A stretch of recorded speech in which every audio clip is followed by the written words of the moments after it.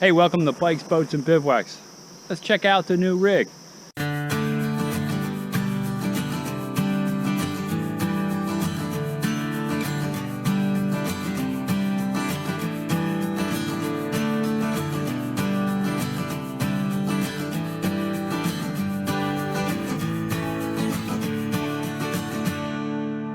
A Jayco Jayflight SLX 224BH. It's not in the garage, it's next to the garage. This one is too tall to fit inside. So a couple differences between my old rig and my new rig. Electric tongue jack with a light. This has 2 propane containers instead of 1. There's room for a second battery, but I just have 1 battery at this time. Of course, I did add my stick-on levelers. This is my cheap Levelmate Pro job. So these are about $7 at Walmart for a pair of 2 of them. So I can get front to back and side to side on there. This is the party side. A couple things that we notice. There is full pass-through storage like the other one, and it has these magnetic clips instead of a regular clip.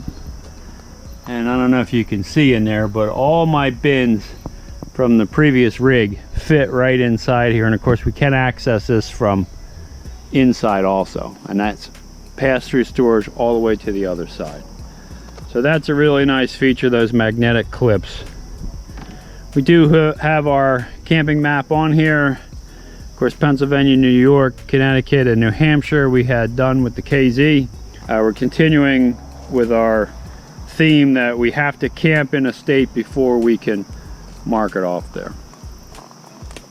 It does have a tilting adjustable awning, and it does have an LED light strip in the awning. The one thing that I would have preferred is a friction door. This is not a friction door, so it does have, you know, the little clip to keep it from flying around in the wind. It has the metal step above steps that flip into the unit rather than the ones that sit underneath. Really convenient because the feet on these adjust, so it allows you to hit any particular terrain. And it does have the larger grab handle. This is the 224 bunkhouse by Jayco. 2-year, 3-year, and 12-year warranty depending on the components that they have, which is pretty good in the industry. My TV from inside will also clip right here. This cable inlet is for the TV, and of course you have your 120 volt outlet here. So I could take the TV from outside, plug it in here, and you know, if we're camping in the fall, want to watch football game, the Eagles, we can do that. The range hood is vented to the outside. The freshwater fill tank is on this side, so if we're going to go boondocking or go to a campground that only has electric or no utilities at all, we would fill up the freshwater tank right here. This is the exhaust for the heater. Something new for me is an outside kitchen. So if you remember with the old rig, I was always setting up a table and putting my grill on there and my electric fry pan or whatever I was going to use. And in this rig, underneath the bottom bunk here, we have a full outside kitchen. So full sink, hot and cold water, 2-burner gas stovetop, and a refrigerator so that you can put your drinks on the outside and don't have to run in to get drinks. Now this refrigerator on the outside is 120 volt only, so that will only run if you're on your generator or you hook up to shore power. I do like the colors of the unit, and I know some people want the awning over top the outside kitchen, but I do not like that. I don't want the smoke and all that to build up underneath the awning, so I prefer the way this is set up here. Also, I want to note that on this unit, this is a dual axle trailer. My other trailer was a single axle. These are USA made Goodyear tires. The roof has a 12-year structural warranty, and it is walkable, so they provide the ladder so you can get up there and check your seals and do all that. The hot water heater is a dual hot water heater. It runs on gas or electric or both. So if you want a fast recovery on your hot water heater, you can switch on both switches and the water recovers much faster. The electric cord is stored in here, and you can see the escape window for the bunks down below, and then a window for the top bunk. And of course, it is pre-wired for backup cameras and side cameras. I ordered a new tire cover that has the Bikes, Boats, and Bivouacs logo on it. The sewer lines are stored in the bumper, and this unit has stabilizers on all four corners. Now the service side's a little close. You can see I do have power out here for it. Here's where you would hook in the cable or satellite. If you have a satellite dish, you could put it in here. Cable from the park would hook in here. On this side, it does have an outside shower. It does have a city water connection, and new for me, a black tank wash down sprayer. So I won't have to run buckets of water inside anymore. And of course, here is the black and gray dump station and the low point drains. The one thing you'll notice is it doesn't have a slide. I just can't bring myself to pick up a trailer with a slide. I think I could do it if they would only come out maybe 15 or 16 inches. But all that weight hanging on there, I just think, you know, compromises the integrity of the wall. I've watched many YouTubers in the camping industry who have slides, and even buying brand new trailers, expensive trailers, had problems with the slides. So, you know, I see all those people camping in Airstreams without slides, and I spend a lot more time outside than inside, so I decided not to go with a slide. They do make a very similar unit with a slide if you would be interested in that. Here is the other pass-through storage component, and it does have a magnet to hold that up while you're working in there. And this is where the side cameras on both sides would mount. So if you're doing a lot of long distance traveling, you can rig that thing up with all the cameras that you need. So that is the outside.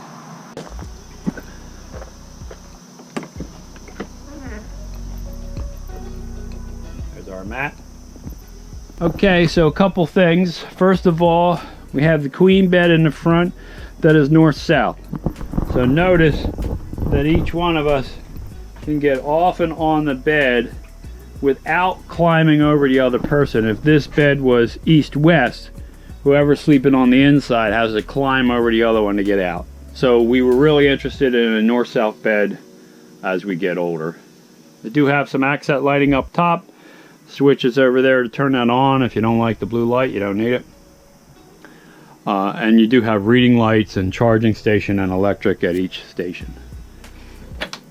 You have drawers in the wardrobe on this side, and you have a rod for hanging stuff on this side. So that's new to us. Our TV is here. It is pre-wired for solar. I'll probably put one solar panel up there. You'll find out in a minute why. And there's a curtain to separate this for privacy. The entertainment center is here, and they do provide an HDMI cord to run to the TV so that you can play a DVD in here and watch it on there. There's plenty of storage in this unit. The couch folds down into a bed, and originally I was thinking maybe I was going to pull this out and put a jackknife couch in here. But Jody from Pete's RV said just drop that down, turn it into a bed, and put big pillows in the back, and then you can use it like a couch. I thought that was a great idea. We'll see how that works. There is plenty of storage. Something we're not used to from our old unit. So we got storage there. We have storage here for the pantry items. Storage down here. Storage under here. Storage under there, and then on the kitchen side we have storage up here. We have two drawers for storage here,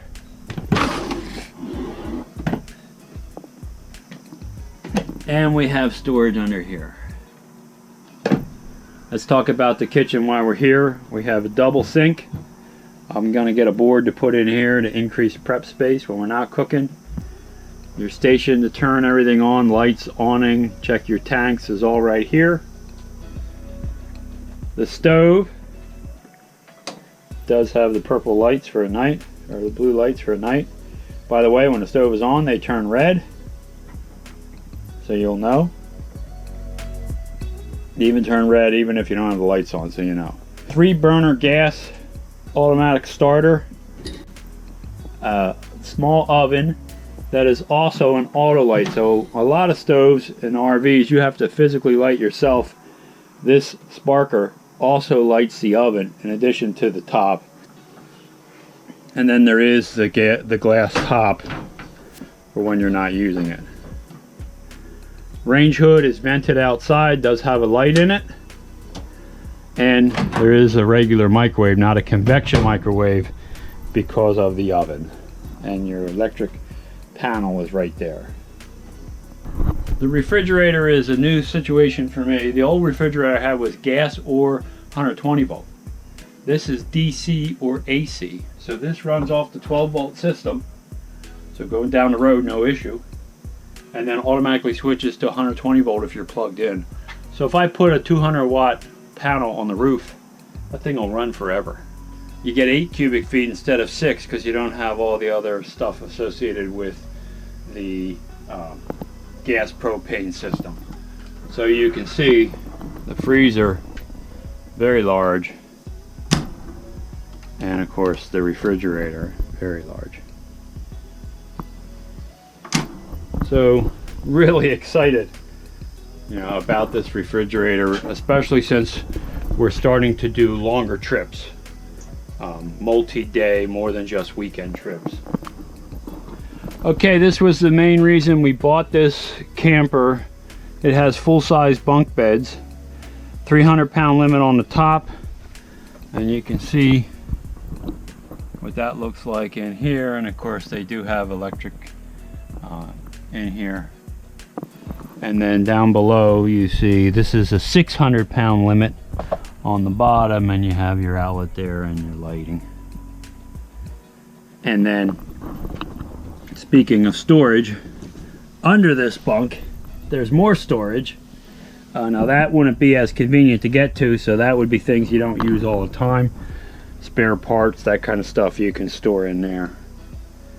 The other really nice feature in this rig, and the reason we bought it, is the bathroom. Remember, in the old unit I had a small shower and a small toilet, no sink and no room. And in this bathroom we have a sink, we have a foot flush toilet like we did, but look at the size of this shower. This is the size of a shower you would have in an apartment, and you can see when I stand in here I still have room. My head's not up in the skylight, so big and roomy shower. And when you've been out all day hiking, riding bikes, or kayaking, and you just want a nice long hot shower, you can do it in this rig. And the more we travel, the more we like our own bathroom. So if I have advice for anybody on the campers, you can see it does come with a shower curtain, is make sure you have a good bathroom, plenty of storage, and if you're older, a north-south bed instead of east-west. So a couple other things about this camper that we liked: the air conditioning system. The reason it doesn't fit in the garage is this is taller, so there is space between the ceiling and the roof of the unit, and that allows them to put a ducted air conditioning system in. So you can see the air conditioning system in this rig is ducted, and that makes it much quieter.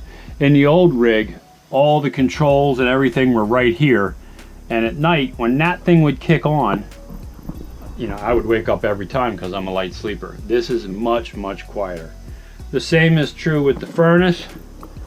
If you look down below, you see the duct pieces. The furnace has a ducted system on the bottom. Of course, heat rises, so they push the heat out on the floor and it'll rise. And of course cold air sinks, so the air conditioning system is ducted in the ceiling because it will fall to the floor. So really clever the way they did that. Here is the control for heat and air conditioning all in one unit. Really works great. Okay, so a couple things. This rig lengthwise is 27 feet. It's about 5 feet longer than the old rig and 1,000 pounds more. It's about 4,400 pounds. I'll put all the specs right here so you can see them. We bought this at Pete's RV. There are 2 Jayco dealers near us. The people at Pete's were much more aggressive in their pricing and much fairer on the trade value for my old rig.